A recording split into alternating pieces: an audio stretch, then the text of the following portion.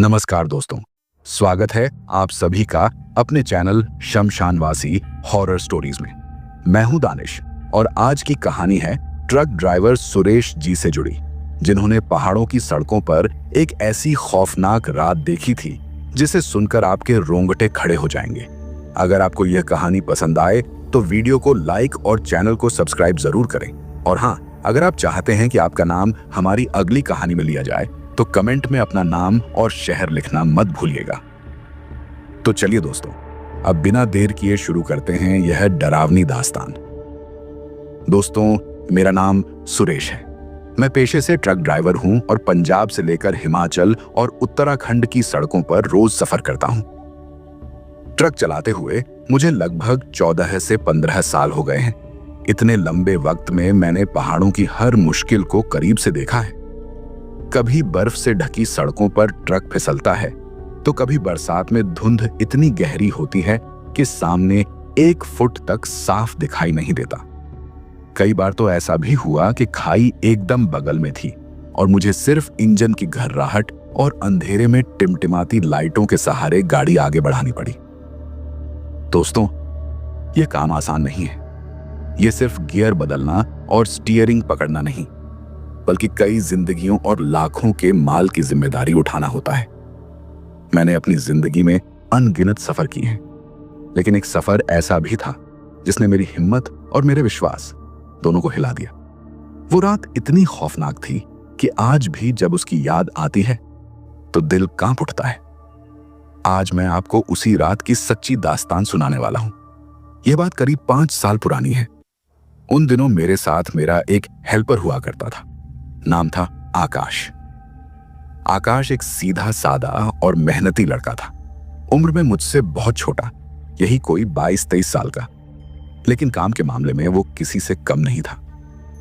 Truck loading से लेकर रास्ते भर मेरा साथ निभाना, हर चीज में वो ईमानदारी से खड़ा रहता। उस बार हमें चंडीगढ़ से किन्नौर की ओर माल लेकर जाना था। लंबा और थकाऊ सफर था, इसलिए हम सुबह 5:30 पर ही ट्रक अड्डे पर पहुंच गए। मैंने सबसे पहले ट्रक की पूरी जांच की, टायर, ब्रेक, इंजन ऑयल और हेडलाइट्स, क्योंकि पहाड़ों में छोटी सी गलती भी बड़ा खतरा बन सकती है। जब मुझे यकीन हो गया कि ट्रक पूरी तरह फिट है तो आकाश ने लोडिंग वालों को आवाज लगाई, चलो भाई जल्दी करो, टाइम निकल रहा है। धीरे धीरे ट्रक सामान से भर गया। कुछ व्यापारी भी हमारे साथ बैठ गए जो अपने माल के साथ ही जा रहे थे। कोई सेब की पेटियां ले जा रहा था तो किसी के पास सूखे मेवे। माहौल में हल्की सी चहल पहल थी। ठीक 6:30 पर मैंने ट्रक स्टार्ट किया। हाईवे से निकलकर जैसे ही पहाड़ों की घुमावदार सड़कों पर पहुंचे तो सामने सुबह की ठंडी हवा और दूर से बहती ब्यास नदी नजर आई। सब कुछ बहुत सामान्य और शांत लग रहा था। मैं और आकाश सफर के दौरान हल्की फुल्की बातें करते, पुराने गाने सुनते और कभी चाय के ढाबे पर रुककर आगे बढ़ते रहे। लेकिन दोस्तों, उसी सफर में एक ऐसा मोड़ आया जिसने हमारी जिंदगी की सबसे डरावनी याद छोड़ दी। शाम होते होते हमारा ट्रक शिमला क्रॉस कर चुका था।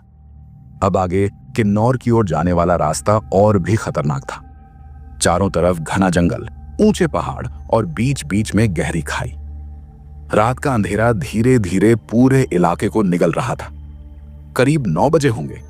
ज्यादातर व्यापारी ट्रक के पीछे बैठकर झपकी ले चुके थे। ट्रक की हेडलाइट्स सड़क को चीरती हुई धीरे धीरे आगे बढ़ रही थी। मैं चुपचाप स्टीयरिंग थामे था और आकाश खिड़की से बाहर झांक रहा था।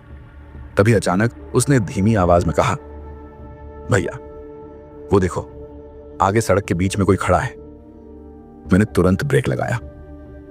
ट्रक झटके से रुका और हेडलाइट की रोशनी में मैंने देखा, सचमुच सड़क के बीचों बीच एक औरत खड़ी थी।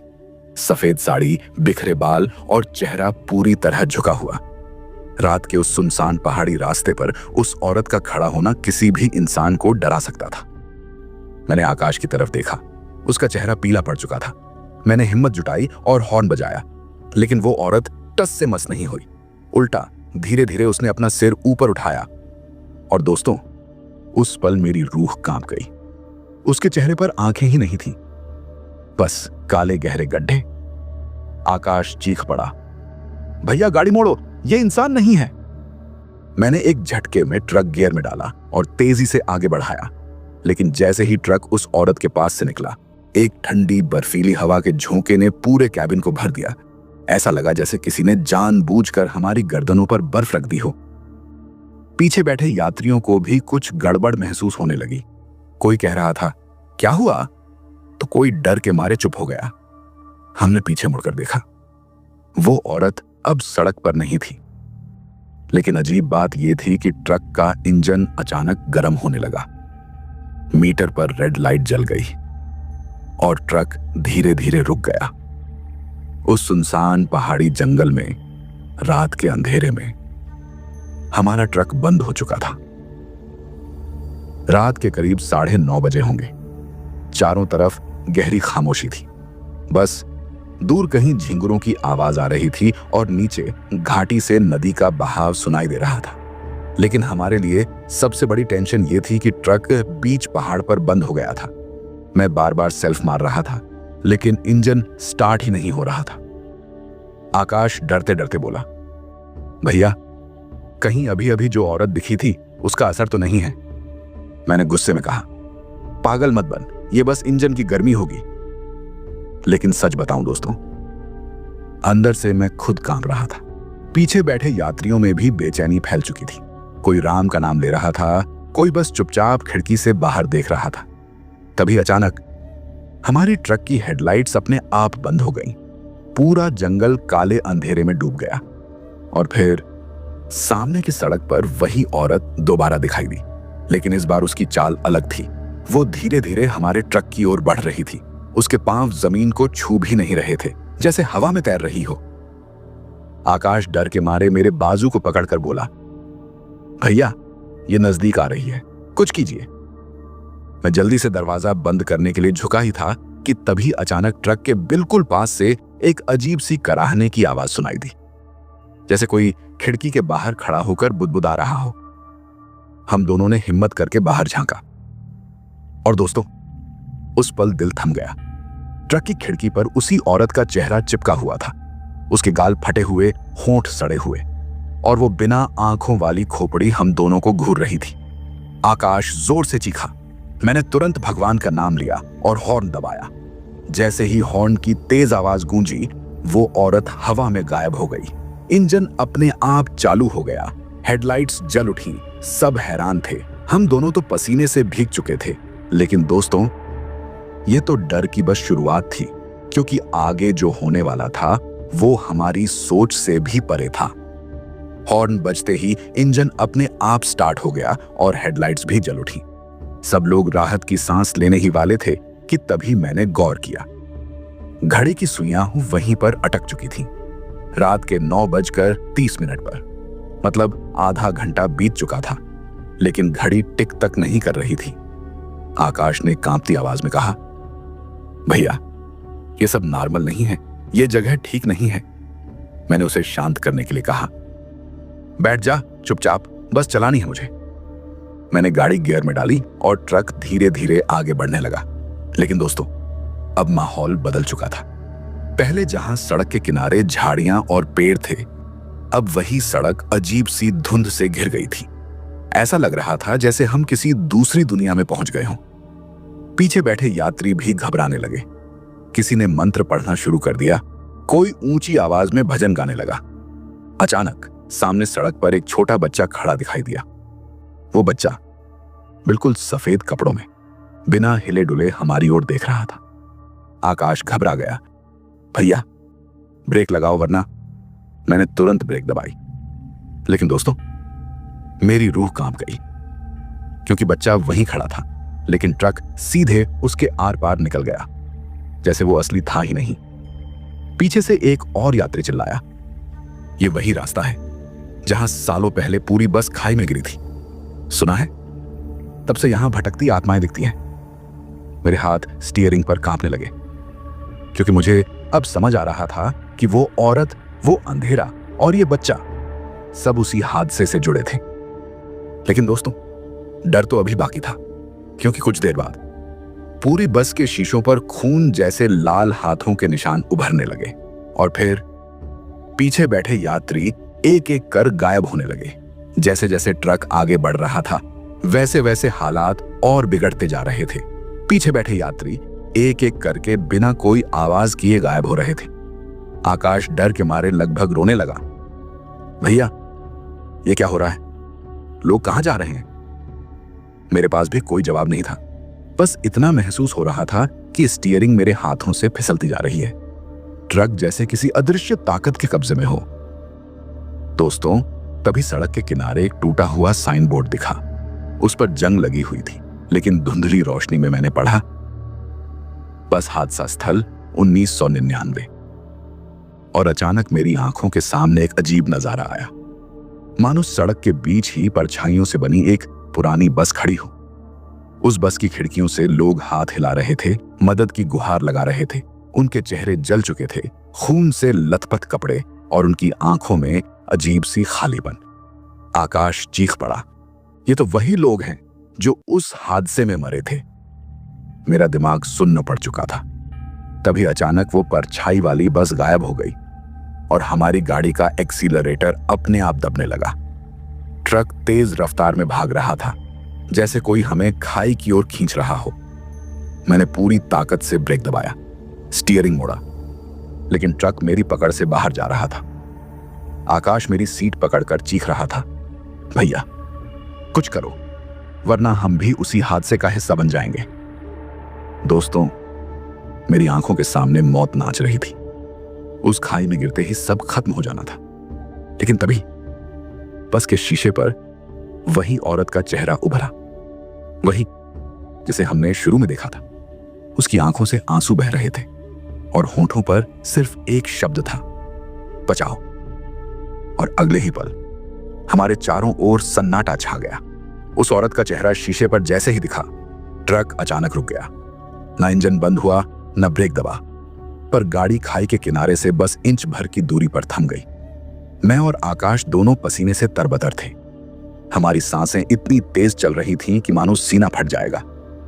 आकाश डरते डरते बोला, भैया ये औरत कौन है? आखिर हमें बचा क्यों रही है? दोस्तों, तभी शीशे पर धुंध जमा और धीरे धीरे उस धुंध में लिखे अक्षर दिखाई देने लगे। उस पर लिखा था, मैं भी इस हादसे का हिस्सा थी। मेरा दिल जोर जोर से धड़कने लगा। मतलब वो औरत उन्हीं यात्रियों में से थी जो 1999 के उस बस हादसे में मारे गए थे।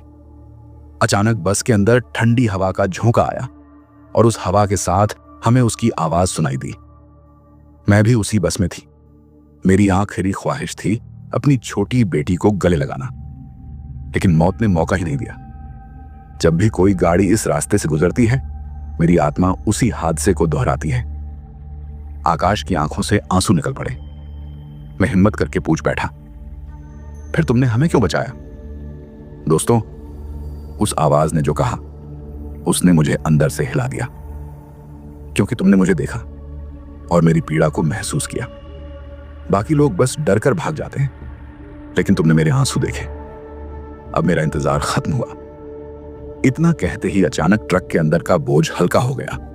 पीछे गायब हुए यात्री एक एक करके फिर से अपनी सीट पर बैठे नजर आने लगे, जैसे कुछ हुआ ही ना हो। और वो औरत बस धीरे धीरे धुंध में समा गई। दोस्तों, आज भी जब मैं उस रात को याद करता हूं तो रूह कांप जाती है, क्योंकि मैंने पहली बार महसूस किया था कि कुछ रूहें बुरी नहीं होती, वो सिर्फ अधूरी ख्वाहिशों में बंधी होती हैं। दोस्तों, उस रात के बाद मेरी और आकाश की जिंदगी कभी वैसी नहीं रही। जब ट्रक सुरक्षित सड़क पर आकर रुका तो दोनों कई मिनट तक वहीं बैठे रहे। हाथ कांप रहे थे, गला सूख चुका था और दिल अब भी धक धक कर रहा था। आकाश बोला, भैया ये सब सपना था या सच? मैंने गहरी सांस लेते हुए कहा, अगर सपना होता तो ये ट्रक खाई में गिर चुका होता। किसी ने हमें बचाया है और वो औरत सच थी। दोस्तों, उस हादसे के बाद मैंने कसम खा ली कि रात को उस रास्ते से कभी नहीं जाऊंगा। मैंने ट्रांसपोर्ट की नौकरी तो नहीं छोड़ी, लेकिन पहाड़ों के खतरनाक रास्तों से दूरी बना ली। आज भी अगर कभी उस जगह से गुजरता हूं तो ट्रक धीमा कर देता हूं और मन ही मन उस औरत की आत्मा को प्रणाम करता हूं। जहां तक आकाश की बात है, वो हादसे के बाद बिल्कुल बदल गया। पहले बड़ा हंसमुख और बेफिक्र था, लेकिन उस रात के बाद उसके चेहरे पर हमेशा एक गहरी सोच नजर आती है। कभी कभी कहता, भैया, मैंने उस औरत की आंखों में इतना दर्द देखा कि लगता है जिंदगी की सबसे बड़ी सीख वहीं मिल गई। दोस्तों, उस दिन के बाद हमें समझ आया कि मौत का डर सबसे बड़ा नहीं होता, बल्कि अधूरी ख्वाहिशें ही आत्मा को सबसे ज्यादा बेचैन करती हैं।